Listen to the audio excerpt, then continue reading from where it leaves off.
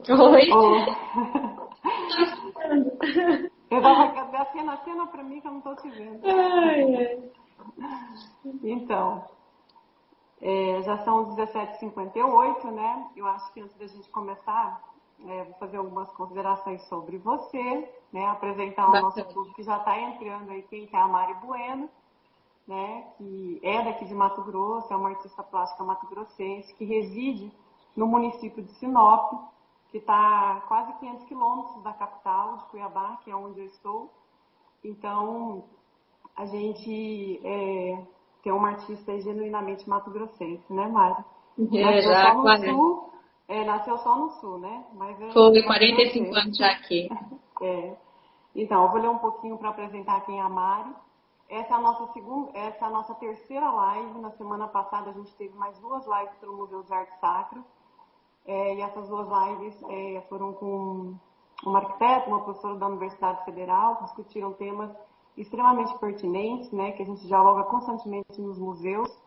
E a gente também está trazendo um tema agora mais pertinente à nossa temática em si, né, o que o Museu de Arte Sacra trabalha, e principalmente essa percepção, né, da arte sacra para a igreja, para o público em geral, né, como que isso é visto, né, e principalmente a questão dos espaços litúrgicos também celebrativos, Sim, que é o que a gente bacana. vai abordar nessa live de hoje.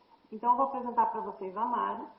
A Mari é uma artista sacra e muralista paranaense que reside em Sinop desde 1977. Ela é graduada em Letras, pós-graduação em Artes Sacras, Espaços Litúrgicos Celebrativos pela Universidade Católica de Santa Catarina. É especialista em Mariologia pela Faculdade Deononiana de São Paulo.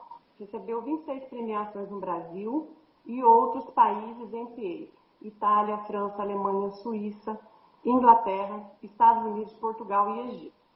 No Museu do Louvre, em Paris, na França, participou de 3 exposições, ganhando menção honrosa por suas obras. Suas obras participaram de 2 bienais na Europa, a Bienal de Londres, onde ganhou menção especial por sua participação a Bienal de Cianciato, né? Cristiano. Cianciano. Oi, que italiana que eu sou, hein? Fala aí, Mário. Chiantiano. Cianciano, na Itália. Chiantiano. Em 2014, levou 49 obras sacras para o Museu de Arte Sacra e Etnologia do Santuário de Fátima, em Portugal. E ela é membro da Pastoral dos Artistas Sacros, da CNBB, que é a Confederação dos Bispos Brasileiros, e da Associação da Academia Mariana, que é do Santuário Nossa Senhora de Aparecida. O ano passado, a Mari foi convidada pelo Santuário Nacional de Aparecida para criar a arte sacra do 8º, né, Congresso Mariológico, e realizou neste evento uma exposição com 12 obras marianas. Inclusive, essa exposição esteve em cartaz no Museu de Arte Sacra, né? Artista sacra, reconhecida no Brasil e no exterior, projetou e executou mais de 3.000 metros quadrados de arte sacra em igrejas e capelas em várias regiões do país. Então, gente, essa é a Mari Bueno, que vai conversar com a gente hoje. O nosso tema dessa nossa live é Arte Sacra e Espaço Litúrgico. E com vocês, Mari. Beleza, obrigada pelo convite, Viviane. Vamos lá. O que nós podemos colaborar? Mas obrigada pelo convite. Então, eu acho que para a gente poder dinamizar, vamos começar primeiro. O que você acha? Para a gente iniciar falando o que é arte sacra. Depois a gente vai para o espaço litúrgico, porque a gente vai com uma contextualização, né, de uma forma gradativa. Então, eu acho muito importante. Aí 2 aspectos que eu acho que nessa live a gente podia discutir. Primeiro, arte sacra, e depois falar o que é arte religiosa. Que a gente tem esse parâmetro, esse diferencial das duas. E muitas pessoas nos perguntam, né? A gente que trabalha com arte sacra, você que trabalha com arte sacra... Tá, Então, travou um pouquinho. é importante para... Oi? Tá, deu uma É importante a travadinha. gente começar... acho que é importante a gente começar dentro desse contexto. Tá. Às vezes, em alguns pontos, vai ser até um pouquinho difícil a gente separar arte sacra do espaço litúrgico, mas vamos lá. Essa caminhada da arte sacra, ela é muito interessante porque hoje nós, artistas sacros, estamos retornando muito às fontes da história da igreja, da história da arte sacra. Porque nos primeiros séculos, a arte sacra ela tinha seu papel puramente catequético e evangelizador, até pelo número de pessoas que não tinham acesso à escrita. Então, quando a gente vê as pinturas nas paredes das catacumbas ou nas primeiras igrejas, primeiras edificações, nós vemos que tem uma linguagem simples, que são linhas simples, onde não existia uma preocupação de mostrar as habilidades artísticas do pintor, do artista, porque a função era que aquela imagem fosse uma catequese, na verdade, o que hoje nós temos através das palavras, a leitura da Bíblia, para entender todo esse contexto, Antigo Testamento, Novo Testamento. Nos primeiros séculos, tudo era transmitido através da imagem. Então, por isso que nós, nessas fontes, onde nós vamos beber lá no início, nos primeiros séculos, nós temos sempre imagens mais simples. Nessa caminhada da arte, nós fomos passando por vários períodos.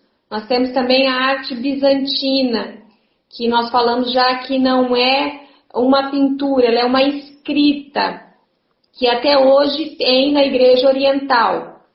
Então nós temos também essa fonte para beber na arte sacra. Por quê? Porque ela tem toda uma simbologia, ela tem até a questão do próprio artista, ao escrever um ícone, ele tem várias, digamos que entre parênteses, algumas regras a serem seguidas, como o jejum, a oração, a posição corporal. Então, existem várias regras dentro da iconografia bizantina. Aí, claro que depois a gente rapidamente, num resumo, nós aí nós chegamos, por exemplo, no Renascimento. Então, nós saímos da Idade Média, onde nós temos um teocentrismo, Deus como centro, e nós entramos no Renascimento e temos o antropocentrismo, o homem como centro.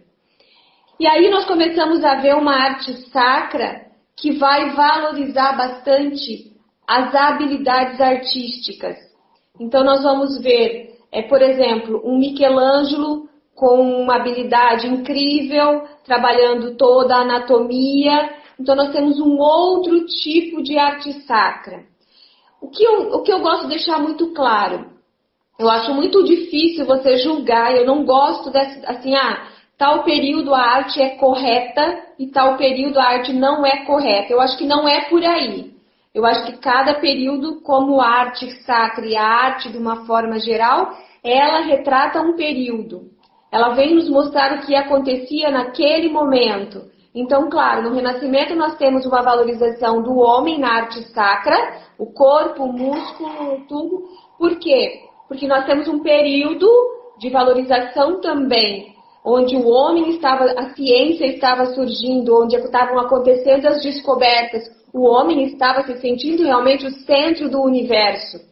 Então isso, claro, refletia também na arte. E aí depois nós entramos na Contra-Reforma, que também já temos um outro aspecto da arte sacra, onde nós passamos por uma arte sacra mais piedosa, onde a imagem tem que transmitir mais emoção, o barroco, por exemplo, onde ela transmite essa emoção, ela precisa mexer com o indivíduo, ela está tentando resgatar algo, ela está tentando mexer com as emoções. Então a gente vem nesse processo todo da arte sacra. E hoje nós artistas temos a oportunidade de estudar todos esses séculos da arte sacra e podemos analisar tudo isso. Mas nós voltamos sim nessa busca para o essencial da arte sacra, que é ser catequética, que é ser evangelizadora, que é estar num contexto dentro do espaço litúrgico, Ela não está lá, é o que eu sempre comento, ela não está lá para decorar as paredes da igreja. Ela não é adorno, né, Mari? Exatamente. As paredes da igreja. A igreja, né? Como muito exatamente. É esse o objetivo, né? É. O objetivo, igual você mencionou, só acrescentando, que você coloca que ela tem um ensino pedagógico, um ensino catequético, ela tem o objetivo também de educar o olhar do fiel, principalmente ao culto, né, ao culto divino. Então, está completamente fora de um contexto simplesmente só estético, né? Lógico que a igreja também auxilia, né, a elevação a Deus, né? Mas não é só isso. E assim, o mais importante também é que essa arte sacra, a gente frisar já nesse início, que ela não está só presa na imagem, na pintura, nos painéis, ela está nos instrumentos musicais, que também a música eleva, a música... Exatamente. Ela também é sacra. E todos os objetos utilizados nesse rito, né, que a Igreja Católica utiliza. Lá no espaço mesmo do Museu de Arte Sacra, a gente tem imaginários, nós temos indumentárias, nós temos vestimentas, nós temos objetos que foram utilizados dentro do culto religioso. E, portanto, esses objetos também são arte sacra. Né? Exatamente. Isso. Só fazendo esse parênteses. E é essa harmonia, esse equilíbrio entre tudo que está relacionado com a arte sacra, a escultura, o próprio espaço litúrgico, porque a arte sacra é uma arte litúrgica, a música, como você disse, então os próprios objetos litúrgicos utilizados durante a celebração, então ele tem uma linguagem artística. E como é essa linguagem? Essa linguagem artística está auxiliando na celebração? Ela está auxiliando na transcendência? Como que é essa arte? Como ela está integrada no espaço litúrgico?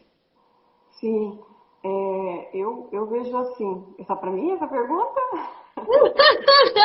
Na verdade, assim, eu deixei até no ar isso, sabe? Para as pessoas realmente entenderem que nada é aleatório, né? Justamente. O que a gente coloca no espaço litúrgico, o que a gente coloca na arte sacra, não é aleatório. Às vezes as pessoas entram numa igreja e pensam, colocou ali aquele negócio, colocou ali, colocou... Mas qual que é a linguagem única, que está a unidade dessa linguagem para auxiliar as pessoas na celebração? Sim. E a gente vê também que até dentro desses tempos nós temos os vitrais, né? Os vitrais também são objetos sacros, né? Que estão ali a serviço do culto, como também os outros que a gente já acabou citando. Mas assim, o mais importante também colocar que até a arquitetura, tá? A arquitetura também ela é sacra, né? Então, assim, todos esses objetos, no decorrer do processo da história, eles vão ter estilos múltiplos.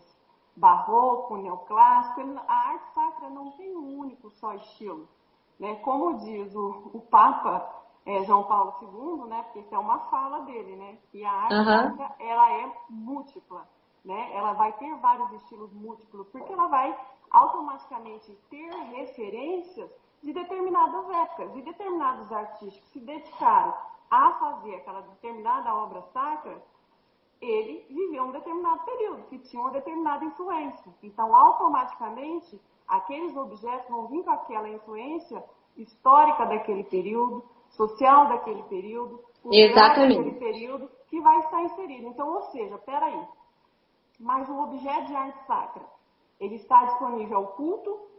Está disponível para a questão para a cultura? Sim. E aí vem, exatamente, e aí vem o que nós temos que questionar também, assim, nós temos acesso a todos os períodos históricos. O que nós estamos vivendo hoje? O que dentro da arte sacra remete ao que nós estamos vivendo hoje?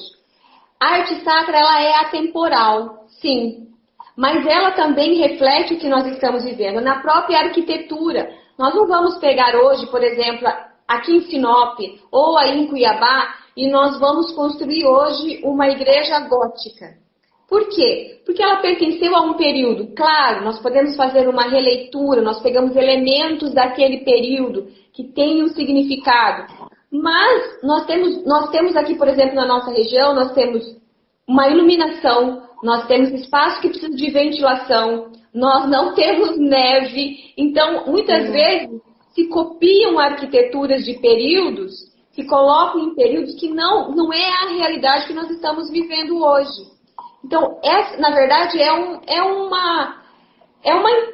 intrigante isso, porque você tem que ter um equilíbrio no que faz parte da história, do que é litúrgico. Nós não podemos fugir disso, né? Essa catequese, essa arte, num contexto todo único, que ela é evangelizadora, que ela é catequética, mas também como que nós vamos retratar isso hoje, sem copiar o que passou, sem ir lá para, não, eu quero fazer agora um neoclássico, um neobarroco, Não, o que nós estamos vivendo hoje? Então, esse equilíbrio, essa unidade, essa busca também da espiritualidade hoje.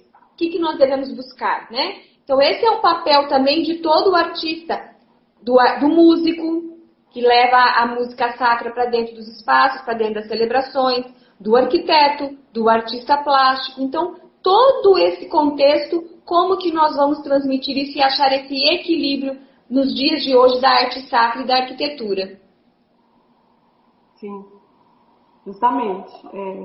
Que é o que a gente acaba tendo outras influências e até da contemporânea, da moderna, né? Do que Exatamente. para esses novos padrões agora, né? Para frente, nessa contemporaneidade, né? Que é o que surge, que é o que eu vejo hoje nas suas obras, dentro dos templos, entendeu? As suas obras hoje dentro dos templos em Sinop, em Lucas do Rio Verde, enfim, vou colocar Sinop, Lucas do Rio Verde, Itapurá, né? Que é dentro do contexto do nosso estado. Você vem trabalhando justamente dentro dessa percepção de uma arte sacra contemporânea, né, com as suas expressões de sentido e de sua formação litúrgica, catequética e todo esse trabalho que está ali a serviço, né, de levar esses fiéis a encontro com Deus. Então, ela tem esse propósito, né, que é o propósito educativo, mas justamente ter essa preocupação de ter esse olhar todo que você mencionou, né? Que é extremamente importante. Então, assim, o mais importante de todo esse contexto, né, é também a gente frisar uma questão que as pessoas querem anular a arte sacra. Anular o contexto dela histórico, as redes sociais dizendo que ela é só simplesmente uma arte decorativa, né? Esse é um ponto. O outro segundo ponto é que, assim, quando a gente faz isso, a gente está negando a história nossa, a nossa própria história. Porque a nossa história é um modo geral. Ela conta o processo da história da arte também. E a chegada dos portugueses ao Brasil vem com a Igreja Católica. Exatamente. Então, a Igreja chega com a arte sacra. E aqui no Brasil, tudo isso foi adaptado. Assim, para você ter um exemplo, o que nós temos de arte barroca na Europa, lá se usou o quê? Lá se usou mármore e pedra, né? Quando vem no Brasil a nossa arte barroca, ela se pauta em quê? Na madeira. Então já é diferente. Por quê? Porque no Brasil teve uma adaptação de acordo com o material que nós tínhamos aqui até então disponível. Né? E essa nossa arte, justamente, ela vai ter influências, né? Porque quem que ajudou no processo da construção da arte sacra no Brasil? Aí nós vamos ter lá os portugueses, nós vamos ter os africanos, nós vamos ter os indígenas, que, portanto, as nossas obras sacras produzidas nesse período, ela se diferencia também de uma região para outra. O que se produz em Goiás, que o Veiga Vale fez, não é a mesma coisa que se produziu em Minas Gerais, pelo Aleijadinho. Exatamente. Né? E aí, se a gente for com outras referências em São Paulo, se a gente for pegar a arte sacra de São Paulo, se a gente for pegar a arte sacra do Nordeste, né, Bahia, a gente vai ver que tem características típicas daquela região. Né? Nós vamos ter muito São Paulo trabalhado com barro, né? A gente também vai ter outras regiões. E a madeira também. Mas a gente vê que os objetos foram sendo adaptados de acordo com a nossa realidade. Então, por isso que no Brasil se trabalhou muito a bandeira. A gente tem muito as talhas dos altares, que são os retábulos que ficam acima da mesa, muito feito em madeira, as mesas também nesse período colonial. Então a gente vai ter também uma grande produção de imagens que vem com características africanas, indígenas e europeias. Né? A própria madeira. Isso, nas nossas imagens. Então, assim, a produção no Brasil, nesse período, foi uma produção efêmera, mas uma produção local. Ela teve uma produção local. Tem muita gente que vê uma imagem lá no Arte Sacra, igual uma que nós temos em São Miguel Arcanjo, e fala assim, não, essa imagem veio de fora. Eu falo, não, engano seu, ela foi produzida aqui em Cuiabá, em Mato Grosso. Por quê? Né? Como assim, que os nossos escultores não tinham habilidades tão genuínas quanto os europeus? Muito pelo contrário, até mais, né? Porque tinham que adaptar com os materiais até então existentes, né? Sim.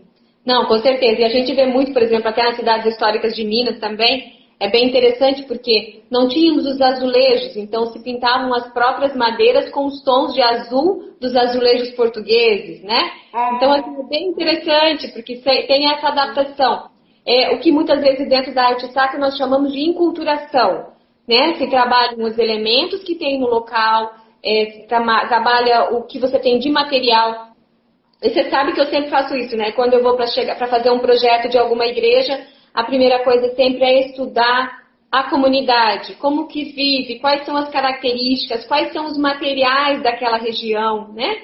Como que esse povo vive, como que são os costumes. Até eu vi que tem alguém aqui também na live que comentou de uma igreja que foi derrubada praticamente e reconfigurada e tal. Isso é um cuidado também que tem que ser tomado. Por quê? São elementos históricos. A gente consegue readequar um espaço litúrgico? Sim. E consegue também, primeiro passo, estudar essa comunidade, saber o que é histórico dentro dessa igreja, o que tem que ser mantido e o que pode ser readequado dentro do espaço litúrgico. Então, tem que sim ter esse processo.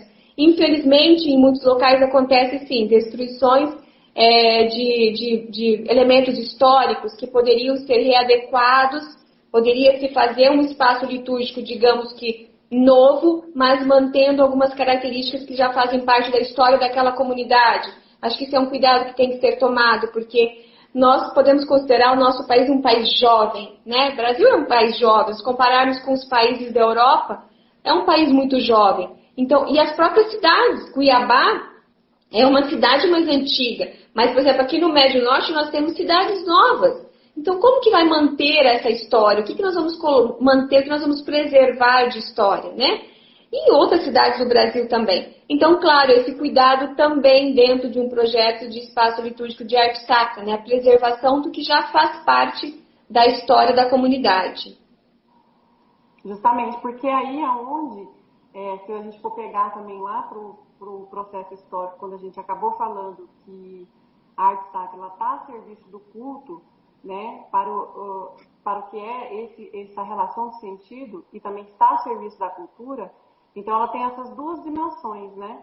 Ela tem a dimensão da relação histórica, política, social e estética, né? E ela também faz com que se constitua a identidade, que você perceba a identidade de um local através da arte sacra. Com o passar do tempo, com o passar da história. Você percebe a forma de como aquela população, de como aquela cidade, enfim, pensa, se organiza, né, a vida deles, né, no cotidiano. Então, a gente consegue ver isso e detectar isso através de estudos e pesquisas, né, em um determinado momento preciso, né, nesse processo da arte sacra dentro de uma cidade. E até determinar a própria identidade daquela população, daquela cidade, né? Então, isso também é uma marca temporal, né, de construção cultural, social, né? É muito importante que a arte sacra traz dentro desse contexto. Eu acho que a gente falou muito sobre a arte sacra. Vamos falar agora sobre a arte religiosa. O que você acha? Para te dar mais tempo para você falar sobre os espaços litúrgicos celebrativos, pode ser? Pode. Ou você queria concluir mais alguma coisinha? Não, eu acho que a gente pode concluir dentro desse tema mesmo. Essa questão da arte sacra e da arte religiosa é o que nós já tínhamos até comentado mais no começo, é esse cuidado, né? Essa a arte sacra é aquela arte que te conduz à transcendência, é aquela arte que é litúrgica, que auxilia nas celebrações, no espaço litúrgico, nos momentos de oração. Quando nós falamos de uma arte religiosa, já tinha comentado antes isso, não gosto muito de separar como certo e errado. Eu acho que faz parte de culturas e de momentos. Se unem, né? Porque muitos liturgistas e muitos escritores, eles colocam a arte religiosa como uma arte muito piedosa, é aquela arte devocional, né? Aquele apego à imagem, né? Então, às vezes uma imagem que tem numa comunidade, que as pessoas têm, que se apegam, que passam a mão, que querem sentir, que querem... Mas é uma questão devocional, é uma questão cultural, né? Que eu acho que tem que ser respeitada. Pode-se entrar sim com um processo educacional, com uma forma de catequese, explicando o sentido realmente da imagem, que é de estar ali, de levar a transcendência, de uma linguagem mais simples, né? Aquela coisa assim, isso é como se fosse uma fotografia, nos lembra a pessoa, nós sabemos quem ela representa, né? Então, apenas para nos recordar. Então, pode ser trabalhado isso, mas tudo é uma questão cultural também, né? Então, muitas vezes você vai numa comunidade, que é uma comunidade simples, pessoas que têm uma devoção por alguma imagem, né? Ou por uma Nossa Senhora Aparecida, Nossa Senhora das Graças, e tem uma devoção muito grande. Aí, por exemplo, você vai lá, vai fazer uma arte sacra e vai fazer um ícone bizantino puro, né? As pessoas não vão conseguir entender. Então tem que ter um processo de catequese nisso, tem um processo de você explicar o sentido, explicar a simbologia. Então por isso que eu falo sempre que eu acho complicado essa coisa do julgamento. Isso é certo, isso é errado. Sim, a arte sacra é diferente da arte religiosa, ela tem um contexto litúrgico de levar a transcendência, a pessoa não ficar presa na imagem, mas a imagem conduzir. Por quê? Porque o artista não trabalha uma perspectiva muito apurada, ela trabalha realmente uma imagem mais achatada. Simplesmente por linhas e por traços e por cores, vai te remeter a uma imagem e vai te auxiliar no momento de oração. A gente faz uma comparação muito interessante assim. Isso já teve várias vezes que a gente brincou muito e fez essa comparação. Eu pergunto para as pessoas, foram na Capela Sistina? Fui na Capela Sistina. Você fez uma oração? Você rezou? Aí as pessoas param e pensam, não rezei. Eu fiquei tão admirado com aquela beleza e com aquela habilidade toda que você fica extasiado com aquilo, né? Com aqueles detalhes, com toda aquela habilidade de Michelangelo. E você acaba esquecendo de rezar. Então, aí nós voltamos novamente, não é que é uma arte errada, não é errada, retrata aquele período que estava se vivendo. Mas hoje se busca muito na arte sacra essa arte lá dos primeiros séculos, mais simples, que a gente considera uma arte sacra que vai conduzir você no seu momento de oração, que você vai transcender a imagem e não vai ficar preso na imagem, preso nos detalhes. Quando eu vou fazer uma imagem... Oi? Você estava falando, ela é mais ícone, né? Exatamente. Nos ícones, Vou dar um exemplo. Quando eu faço uma imagem, por exemplo, aqui no ateliê de uma imagem indígena, eu trabalho indígena como se fosse realmente uma pessoa com traços realistas, né? Então a pessoa ela pode ficar presa na imagem, ela pode ficar presa naquela imagem indígena, ela vai observar os traços, a luz, a sombra, todos os detalhes faciais, aqui, nossa, olha que legal, ficou bem bacana e tal, muito realista, lembra muito, olha a luz, olha a sombra. Na arte sacra a gente não tem essa preocupação, porque ela é um elemento litúrgico. Ela não está ali para mostrar a nossa habilidade, né? Então não existe. Então muitas vezes diferencia isso, a arte sacra como uma arte litúrgica a serviço da liturgia, e a arte religiosa, ela passa a ser uma arte mais devocional. Ela pode estar num outro espaço que não seja a igreja, ela pode estar numa escultura, numa imagem que você tem na sua casa, no seu altar. Então ela passa a ser uma imagem com uma conotação mais devocional, com características mais fortes até da questão regional, né, da questão cultural. E o ícone a gente vê como uma imagem mais ampla, mais universal. Sim, eu falo também assim que a arte religiosa está mais ligada à subjetividade do artista. E ela reflete a vida religiosa dele. Exatamente. É como se ela estivesse numa ligação no meio.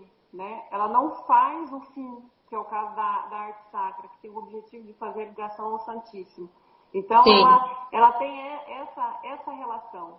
Por isso ela comporta estar na casa das pessoas, por isso ela comporta estar dentro das comunidades, por isso ela comporta ir para uma exposição dentro do museu, que é o caso que a gente tem lá da exposição do Clínio de Moura, né, que é um artesão da comunidade de São Gonçalo Beira Rio, que a gente tem imagens dele também, que são imagens feitas em barro, em argila, que são imagens religiosas, né? E ele retrata toda essa expressão, essa característica daquele artista, né? Daquela comunidade de São Gonçalo Beira Rio. Então a gente acaba tendo também essa subjetividade que é do artista, e aí você percebe também a vida religiosa, a devoção dele, né? O trabalho dele todo desenvolvido em prol dessa relação, né? Bacana.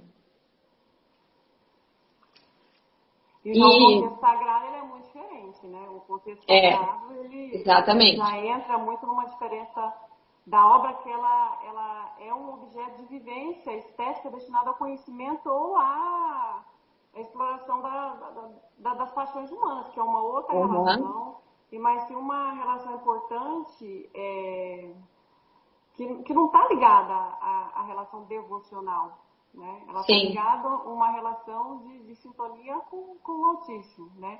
E geralmente todas as relações devocionais muito fortes, né? Ela está muito ligada a essa questão ao objeto, né? Eu gosto muito daquela sua expressão que você fala, que as pessoas viram e falam assim, mas o católico tem uma devoção muito grande à imagem, né? E aí que você desconstrói isso e fala, não é bem assim, né? Você uma vez me citou um exemplo da fotografia.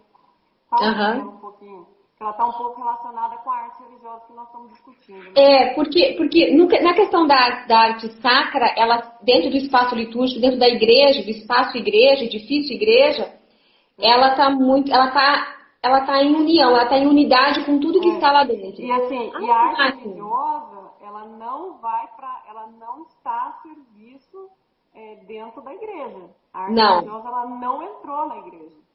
Né? A arte religiosa dos rituais, dos cultos. Então essa é a grande diferença. Ela está pode as pessoas. Aqui atrás eu tenho uma arte religiosa. Tá vendo? Exatamente. E no meu também tem. Nossa Senhora Aparecida, lá em cima, a Nossa Senhora Aparecida e Francisco de Assis ali do lado. Então isso é uma arte religiosa. Ela não Exatamente. É uma igreja. A gente pode analisar a arte religiosa como uma arte mais pessoal, né? Essa devoção, algo mais pessoal. E a arte sacra, ela vem num contexto todo. Dentro do espaço sagrado, igreja, ela está em unidade com tudo que está lá dentro. Depois a gente pode comentar na questão do espaço litúrgico.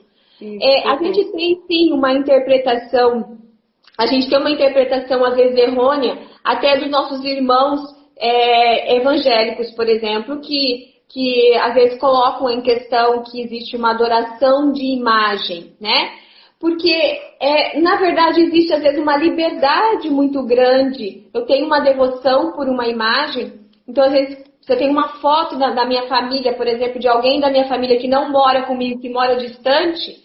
Eu tenho essa imagem em cima de um aparador ou numa mesa, eu tenho essa imagem. Então essa foto remete a essa pessoa, a esse familiar que eu gosto, ou que eu gosto da história dele, que me remete a algo que tem uma relação de carinho, de amor, né?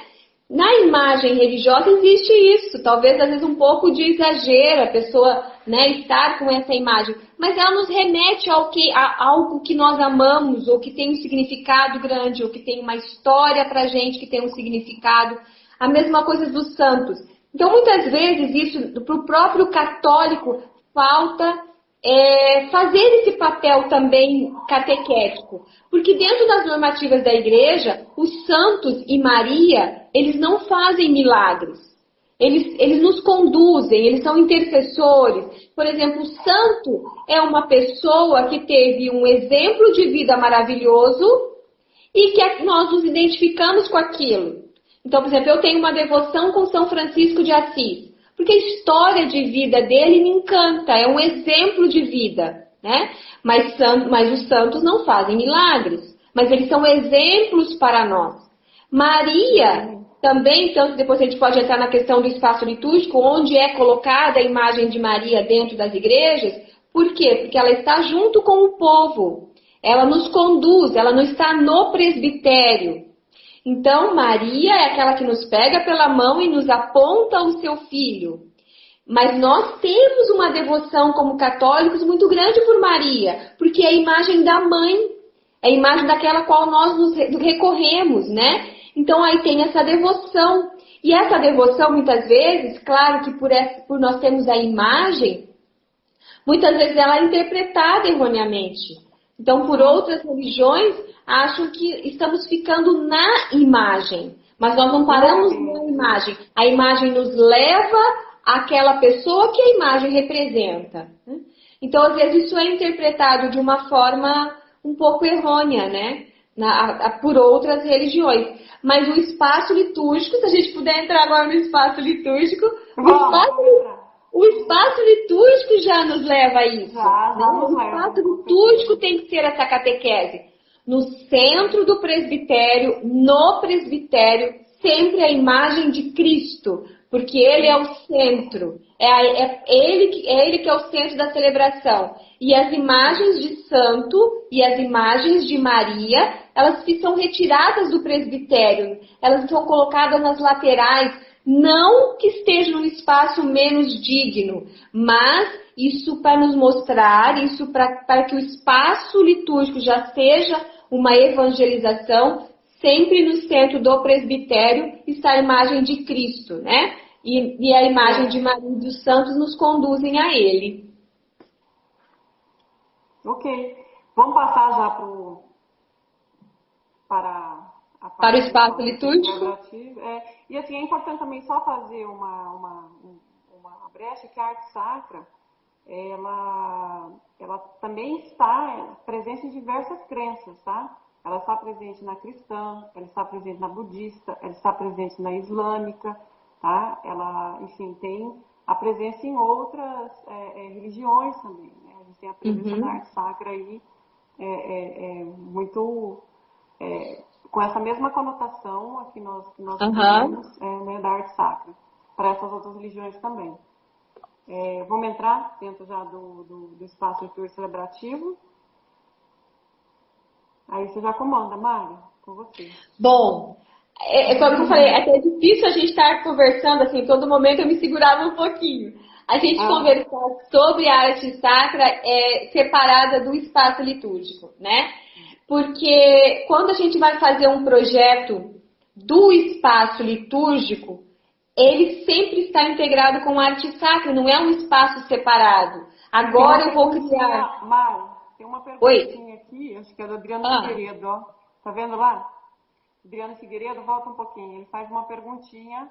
Deixa eu ver, acho que teve mais pergunta acima. Volta aí, Mari. Então vamos ver. Então, peraí, vamos dar uma olhada aqui. Opa. Onde está a pergunta? Desce. Fala um pouco da diferença, peraí, onde é que está? Não estou achando a pergunta, peraí. Fale um pouco da diferença entre... Deixa eu pôr meu óculos aqui, porque é muito pequenininha essa letra. Aqui, perde-se muito de identidade cultural quando se derruba uma igreja. Aquilo nós tínhamos comentado, né? Da questão histórica. Isso também entra muito assim. Alguma igreja antiga, ela é derrubada? Claro que existe também outros fatores que são mais técnicos. Por que ela foi derrubada? Existia um risco dela, por exemplo, cair? Foi feita uma avaliação, não poderia mais ser restaurada? Então, assim, claro que entram outros fatores também. Não quer dizer que toda igreja que é derrubada foi derrubada de forma errônea ou não era para ter sido. Então, entram outras questões também, que é um assunto mais amplo, né? Uma questão mais ampla. Eu posso colaborar com ela no seguinte aspecto. A gente tem aqui em Cuiabá a antiga igreja do Bom Jesus de Cuiabá, que é do século XVIII, que foi demolida e implodida a dinamite. Né? E aí a gente tem várias oposições em relação a isso. Né? A gente sabia que era uma transição de bispo, de Dom Aquino Correia para Dom Orlando Chaves, né? E também tem essa relação dessa transição do novo bispo querer um novo templo mais moderno, né? O contexto histórico também no Brasil, nesse momento, Nós tínhamos vários templos sendo erguidos, né, com outras características devido ao período. Nós estamos falando de 1968. Então, foi uma igreja implodida dinamite, onde se falou para a população que ela estava com problema na sua estrutura. Só que o processo da construção começou do fundo para a frente, né? Então, foi se modificando aos poucos. E dali se retirou os seus recheios, que são os seus imaginários, os altares, né, algumas peças que até então foram guardadas no prédio seminário da Conceição, que hoje compõem o acervo do Museu de Arte Sacra.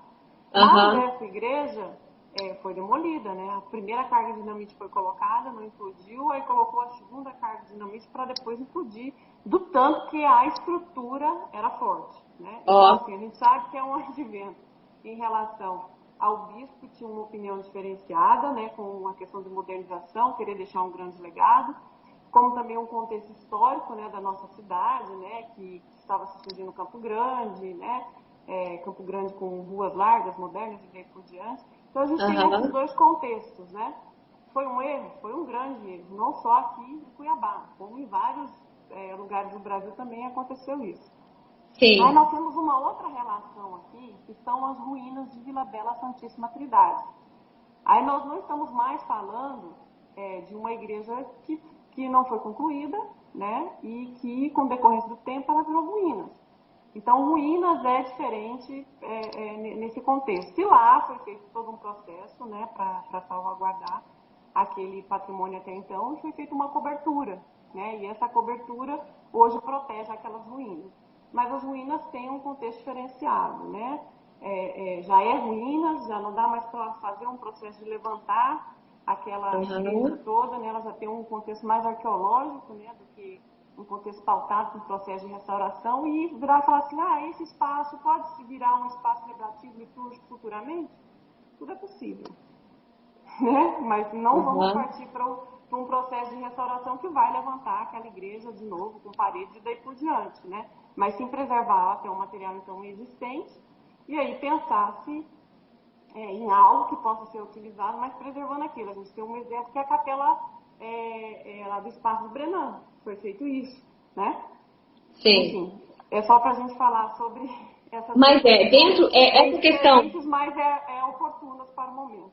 Essa questão é bem interessante, porque nas comunidades isso é muito delicado, sabe? Quando a gente chega nas comunidades, e eu já tive vários exemplos disso. Uma igreja, por exemplo, em Matupá, existia um crucifixo de madeira que já estava mais antigo naquela igreja, então tinha uma história também com as pessoas daquela comunidade e tal.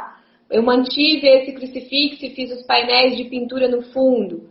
E daí fizemos toda uma ligação dessa iconografia com a igreja, que é Maria, Maria Mãe de Deus. Então tem todo um cuidado também que tem que ser tomado com esses elementos dentro da igreja, né? Porque, como eu estava falando anteriormente, quando a gente vai fazer um projeto do espaço litúrgico, ele não está separado. Agora eu vou fazer o espaço litúrgico e depois vou fazer o projeto de arte sacra. Não é esse o processo, ele é um processo único, né?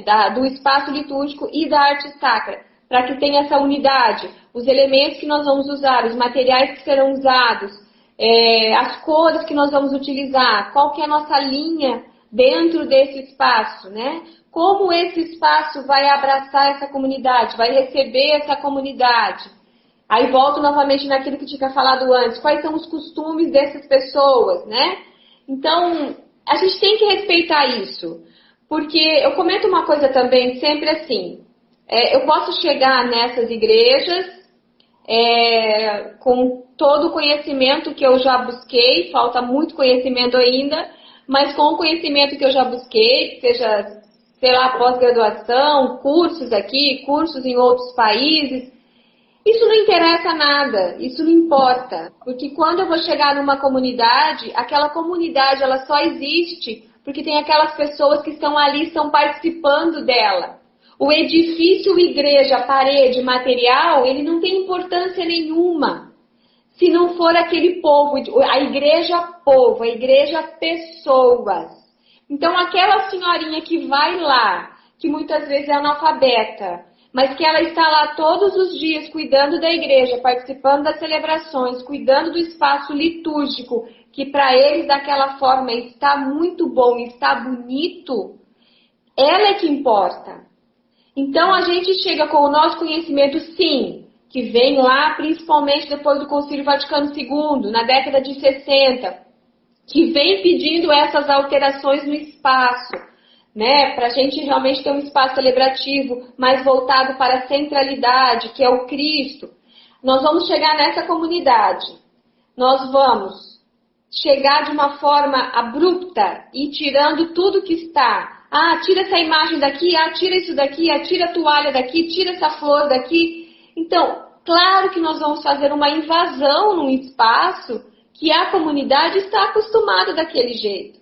Então, é um processo delicado de você chegar, fazer um processo de revitalização do espaço, porque você vai alterar algo que para aquela comunidade já estava certo.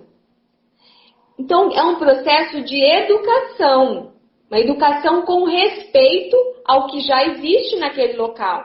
Então, por exemplo, vou dar um exemplo bem prático, que acontece muito.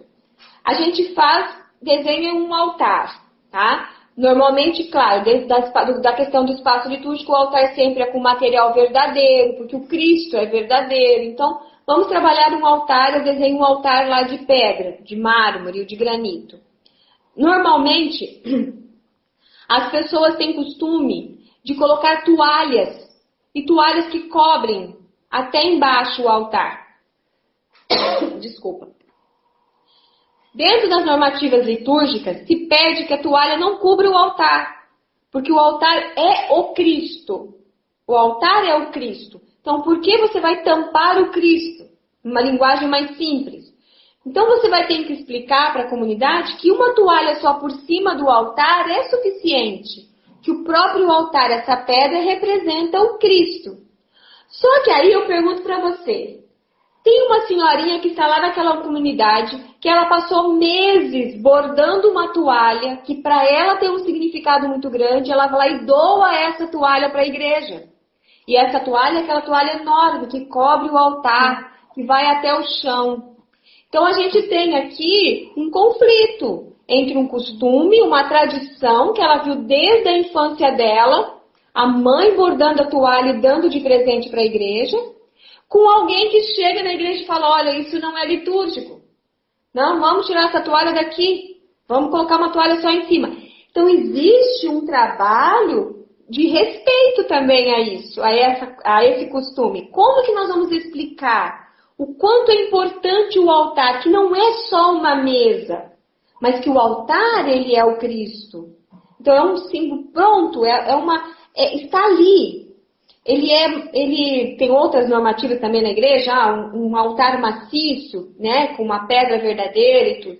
Então a gente tem esse trabalho também de explicar para a comunidade, porque não é o gosto do artista que chega lá e fala assim, não, eu gosto, tem que ser assim. Não, tudo tem um porquê, tudo tem um fundamento, tudo tem uma explicação. Por que eu coloco o altar aqui? Por que eu uso esse material? Por que o ambão está aqui? Então, ele tem um significado dentro das normativas, mas dentro do rito.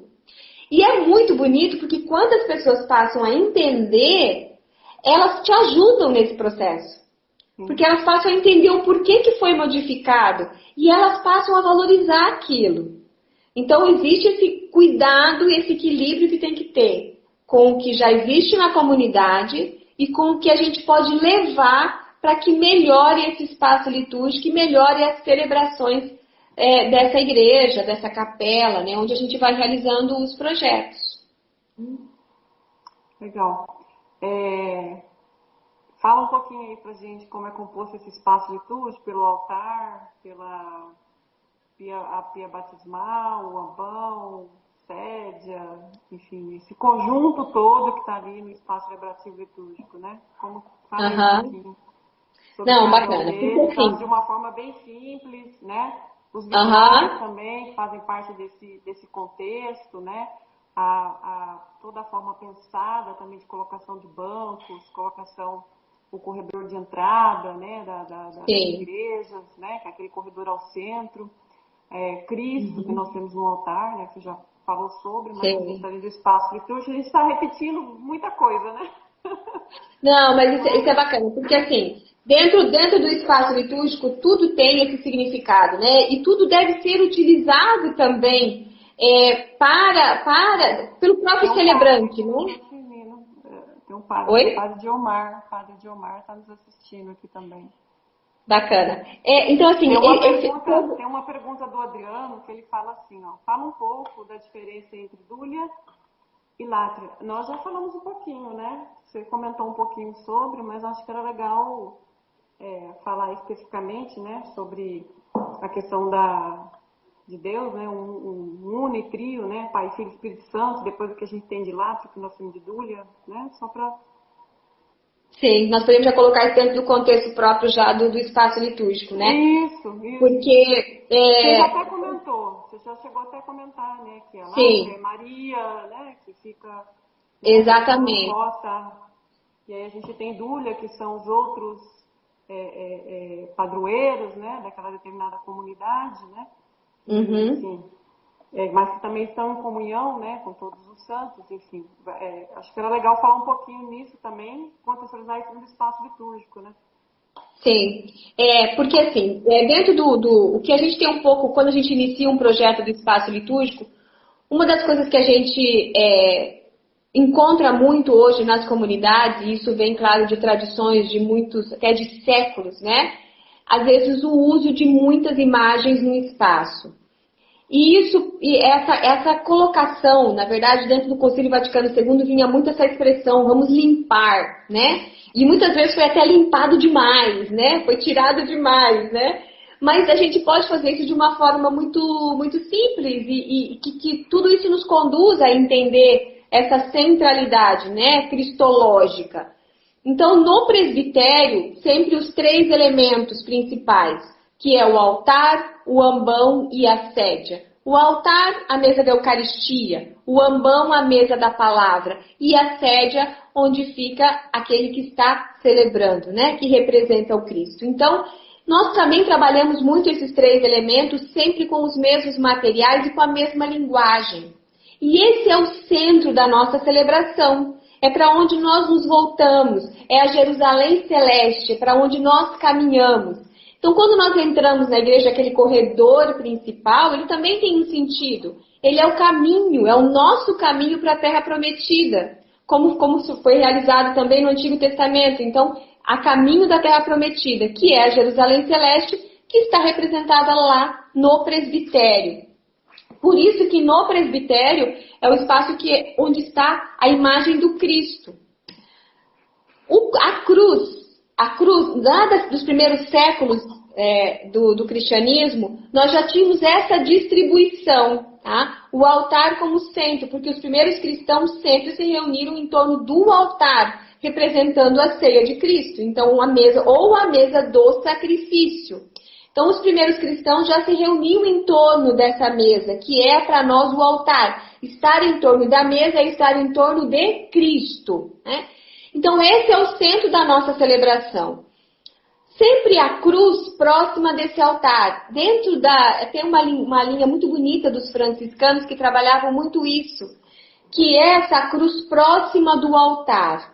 Sobre o altar pendurada, ao lado do altar. Porque na ábside, que é aquela parede ao fundo do altar, que muitas vezes a gente faz ela em formato côncavo, nós colocamos a imagem do Cristo vitorioso, ou do bom pastor, ou do Cristo vitorioso. Aí olha só que catequese mais linda. Por quê? Porque nós passamos pela mesa, que é o altar, Cristo, o sacrifício, é a mesa do sacrifício. A cruz está ali do lado, ou sobre o altar, representando o sacrifício.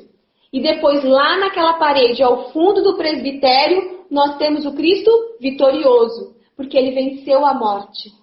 Ele venceu a cruz e na parede do altar, na parede do fundo do altar, o Cristo vitorioso. Então isso já é não precisa de muitas palavras, não precisa, está tudo expressado também no espaço litúrgico e na arte sacra.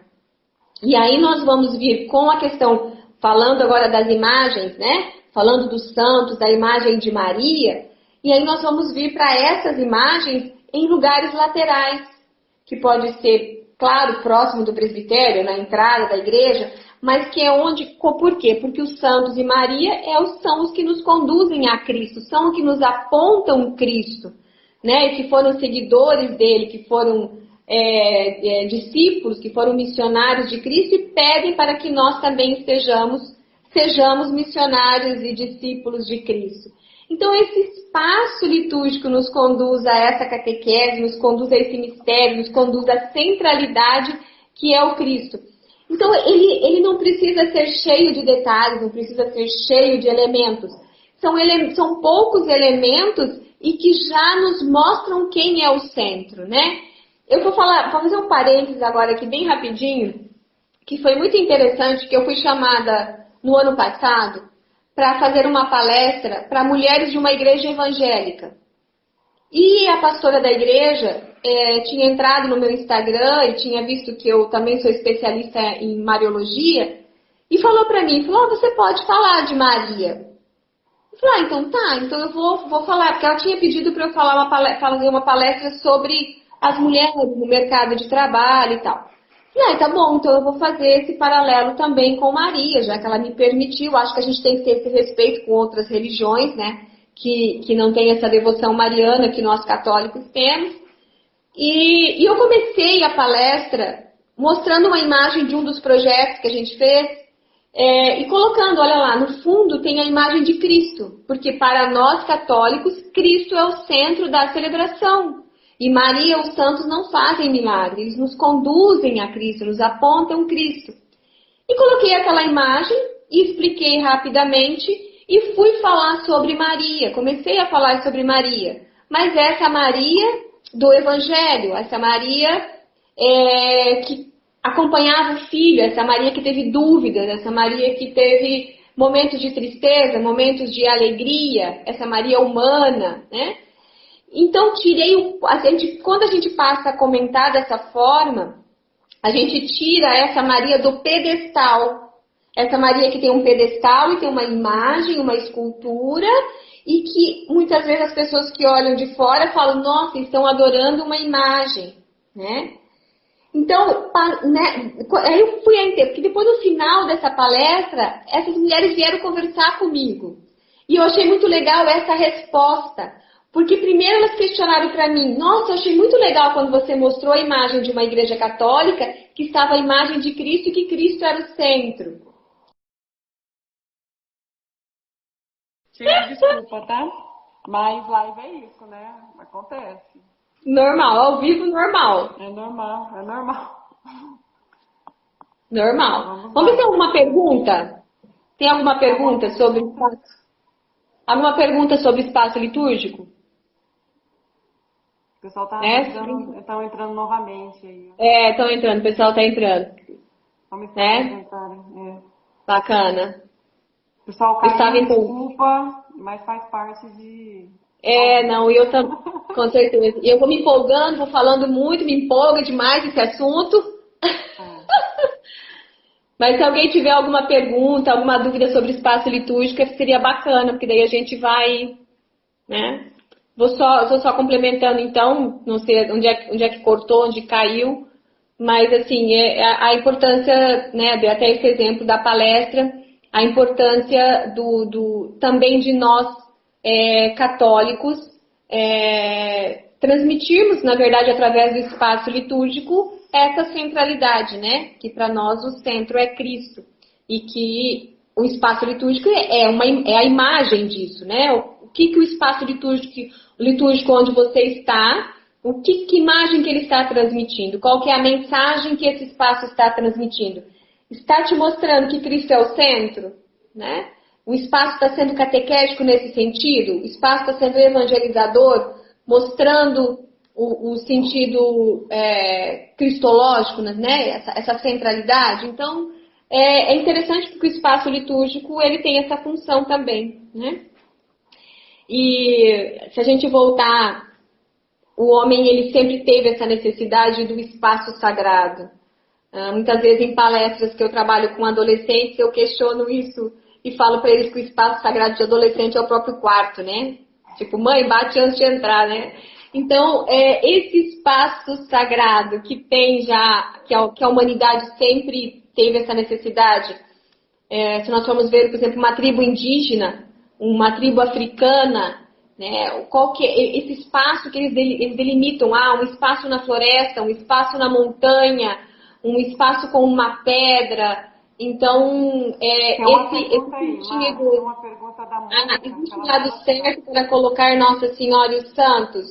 Não, Mônica, não tem isso. Não existe uma regra escrita, você tem que colocar desse lado ou daquele lado. Primeiro a gente tem que tomar cuidado com a quantidade de imagens, tá? Dentro das normativas se pede uma imagem, por exemplo, uma imagem de Maria no espaço sagrado. No presbitério, uma imagem de Cristo, né? Você tem um padroeiro, então uma imagem do padroeiro. Porque a gente às vezes tem essa dificuldade nas igrejas, porque às vezes a pessoa doa uma imagem, outra doa outra e acaba ficando aquele acúmulo de imagens no espaço sagrado. Não existe um local certo, o que a gente não deixa é no presbitério, para que tenha essa centralidade, e Cristo é que está no presbitério. A imagem de Maria, a gente muitas vezes coloca próximo à pia batismal, porque tem uma simbologia muito linda. Por quê? Porque o ser humano ele é gerado no útero, tem o líquido, tem a água, então a água significa vida, e a pia batismal é onde nasce o cristão. Então a pia é como se fosse o útero da igreja. Acontece o batismo, é onde o cristão nasce. E Maria é esse sacrário vivo, né? Que carregou em seu ventre o Filho de Deus. Então, por isso que essa ligação de Maria próxima à pia batismal tem esse sentido muito bonito. Além, claro, da consagração que é feito a Nossa Senhora. Então, mas não existe um local certo. Só que a gente procura não deixar a imagem de Maria e dos santos em cima do presbitério, tá? Nesse sentido. Mais alguma pergunta? Essa pergunta. Vamos encerrar com aquela questão nesse momento que a gente está vivendo em relação ao distanciamento social, né? Quais são esses espaços de oração que a gente precisa utilizar, né? Dentro desse contexto do espaço litúrgico. É muito importante, eu acho que você encerrar falando sobre isso aí. Tá. O que é bacana da questão do espaço litúrgico é assim, que nós estamos fazendo, até eu fiz um vídeo esses dias e coloquei no meu Instagram, porque nós estamos vivendo novamente a Domus Ecclesia.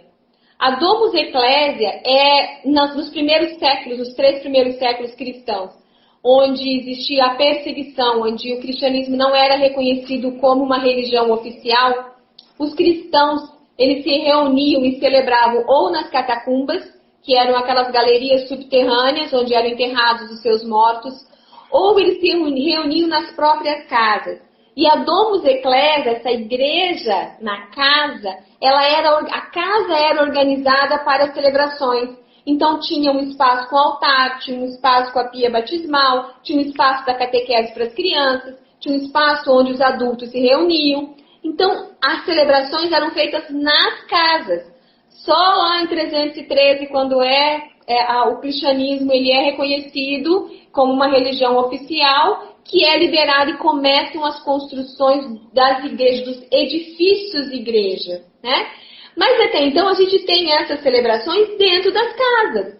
E agora, como que nós estamos vivendo nesses meses, essa pandemia, as igrejas fechadas, não se podem haver celebrações, não pode fazer acúmulo de pessoas. E nós estamos voltando para as celebrações dentro de casa. Então a gente vê na Semana Santa que foi lindíssimo, porque as pessoas começaram a colocar ramos no domingo de Ramos nas portas, nas janelas, começaram a celebrar na quinta, na sexta, no sábado, no domingo de Páscoa, organizar a casa, arrumar a mesa, colocar uma toalha, colocar a palavra, um vaso, enfim. As pessoas começaram a retornar e a organizar a casa como a Domus Ecclesia lá no início da era cristã, onde as pessoas se celebravam em suas casas. Então eu acho isso, claro, estamos vivendo um período triste, um período difícil, mas nós temos também olhar o que nós estamos aprendendo nesse período, né? o que foi valorizado, como nós retornamos com as orações dentro das nossas casas, como nós voltamos a organizar um espaço sagrado, que é o primeiro espaço sagrado do ser humano é a própria casa, né? Onde acontece a primeira catequese é dentro de casa. Então, nós voltamos com esse período da pandemia a organizar os nossos lares para a oração em família, como faziam os primeiros cristãos nos primeiros séculos. Deu uma travadinha. Legal. Eu acho que a gente deu uma travada, mas eu acho que a gente deu o nosso tempo também, né? Valeu, Tem mais beleza. alguma coisa para fazer? Falar para encerrar? Não, acho tranquilo. Eu posso até deixar assim super aberto. Eu vi que alguém perguntou antes ali qual que era, se eu tinha um site, alguma coisa assim.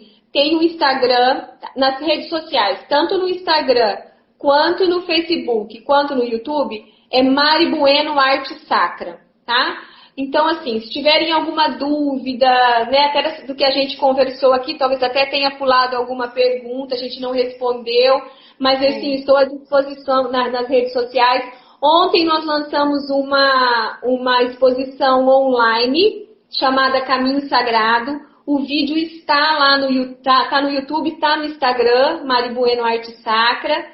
Então, nós lançamos, já que nós não podemos fazer abertura de exposições, lançamos essa exposição online, que é uma exposição de arte sacra. Está lá também para quem quiser assistir, tá? Está em todas as redes sociais. Sempre Mari Bueno Arte Sacra, e estou à disposição para responder se alguém tiver alguma dúvida, alguma coisa, estamos aí. Mari, muito obrigada pela gentileza de participar com a gente dessa live. Assim, muito agradecida por todas as explicações, né, sobre arte sacra, arte religiosa, espaço de curso celebrativo. Foi de grande valia, né, para todos nós, a gente que trabalha, né, com arte sacra, ali dentro do Museu de Arte Sacra também. Tem algumas pessoas do museu que participaram, que era mediação, né, e que também acabou contribuindo aí para a formação do pessoal também. E assim, o importante, assim, tem muita gente que fala, né, a gente depara com algumas situações no museu que às vezes a gente está mediando, você sai já da administração, aí de repente na frente da imagem, São Miguel Arcanjo, tem alguém lá ajoelhado fazendo uma oração. Aí os mediadores, algumas vezes, assim, quem não tinha visto, assustaram, né? Falaram, não, mas aqui não é um espaço celebrativo, a imagem já saiu lá de dentro do templo, né? E vem para cá como um objeto de admiração pelo seu estilo, seu período, sua história e por diante. Mas é muito importante, assim, eu até falo, pessoal, deixe. Só não pode tocar na imagem, mas deixe fazer a oração, enfim, o que for necessário. Com certeza, com certeza. Está dentro do circuito expositivo, né? Mas a conotação do espaço do Museu de Arte Sacra já é um outro, a partir do momento que ela sai do templo, né? Que ela esteve num templo para adoração, né? E a serviço dos ritos. E aí essa é uma contribuição que a gente tem a ser colocada, né? Nesse sentido de algumas curiosidades que a gente às vezes se depara ali no circuito expositivo, com algumas de joelho. E também nós já pegamos na imagem de São Miguel Arcanjo dinheiro colocado lá embaixo. Eu acho que olha que legal. Tem que ser respeitado, é uma devoção popular. Tem que ser respeitado, justamente. Tem que ser respeitado, existe uma história. Existe uma história, a gente não sabe, existe uma história por trás dessa devoção, existe uma história familiar, existe uma história às vezes, de superação, né? Uma história de superação, de vida, de dificuldade, isso tem que ser respeitado. E se nós formos contar todas essas relações de memória, né, o que acontece já com esse objeto ali dentro, né, já musealizado dentro do espaço museológico, a memória disso, né, que essa nova memória que ele vem adquirindo, são muitas histórias, né?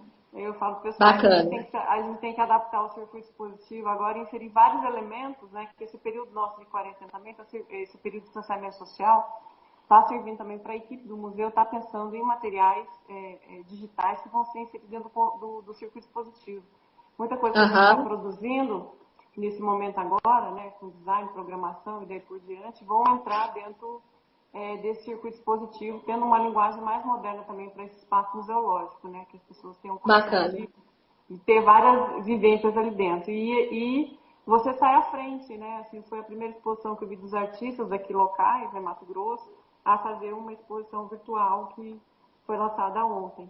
E o Foi. Museu de Arte Sacra, na semana que vem, a gente está preparando. A gente vai filmar o museu em 360 para fazer na navegação, também nas nossas exposições. E, enfim, e outras ações que a gente também vai estar lançando a partir da próxima semana para poder estar atendendo essa demanda tão latente que está ocorrendo nas redes sociais. A gente tem um novo público, né, nas redes sociais, devido a esse distanciamento, né? E também está fazendo um trabalho que vai ser reutilizado depois para dentro do próprio museu, dentro do seu circuito expositivo. Aham. E para a gente está sendo uma experiência fantástica, né? Essa nossa Bacana. live, né, com a sua presença. E está sendo muito bom. A gente vai ter uma live amanhã, às 10 horas da manhã, com a professora doutora Ana Graciela, que vai falar sobre a questão da comunicação, né, a alternativa do distanciamento social, de como essas instituições culturais e museus têm buscado alternativas para se comunicar, né, com cursos EADs, com lives, enfim, tudo aí que as instituições têm feito, né. Ela vai falar sobre esse tema. Vocês que participaram hoje com a gente também estão convidados para amanhã. E no domingo a gente tem uma outra live que é do professor Suelme, que vai falar sobre a questão dos indígenas no século XVIII, né, em comemoração ao Dia do Índio, que é dia 19 no domingo, né, é uma live às 20 horas, onde ele vai abordar os povos indígenas no século XVIII. Né, e é bem interessante a live dele também. Então, eles são todos convidados. Beleza. Compartilha. Siga a Mari Bueno também, tá? A Mari está nas redes sociais de uma forma muito ativa, sempre postando, né? Sempre à disposição também para sanar dúvidas e assim por diante. E a gente também está à disposição aqui no museu, se vocês quiserem falar com a gente em box, perguntar alguma coisa, a gente também está à disposição. Um grande beijo. Obrigada, Virginia. Obrigada a você, obrigada a todos, viu? Tchau, tchau, obrigada. Tchau.